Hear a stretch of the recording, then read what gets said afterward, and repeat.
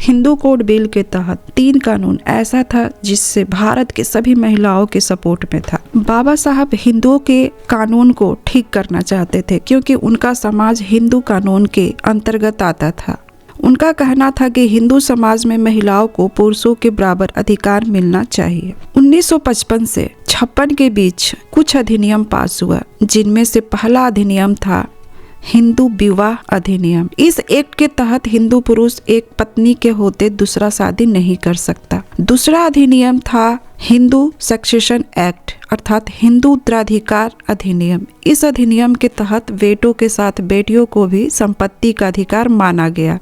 हालांकि हिंदू समाज ने अभी तक इस अधिनियम के तहत अधिकार नहीं दिया क्योंकि इसकी अलग ही व्यवस्था कर रखा है, लेकिन बाबा साहब ने जो करना था वो कर गए। बेटियों को संपत्ति का अधिकार देना बहुत जरूरी है। और तीसरा अधिनियम जो महिलाओं के सपोर्ट में ही था वह है हिंदू एडॉप्शन एक्ट। इस एक्ट के तहत दूसरों के बच्चे को आप गोद ले सकते हैं। और सबसे अहम एक्ट जो था वह अस्पृश्यता अपराध अधिनियम, जिससे 1955 में ही लागू किया गया था। इन प्रयासों के तहत भी दलित वर्गों पर अत्याचार को नहीं रोका जा सका। दलित के विरोध अत्याचार को वृद्धि को देखकर भारत सरकार ने अनुसूचित जाति जनजाति अत्याचार अधिनियम के तहत अस्पृश्यता अधिनियम को मजबूत करने के लिए इस अधिनियम को 1989 में लागू किया गया। इस देश के सबसे बड़े समानता और अन्याय का आइकन अगर कोई है वो बाबा साहब है।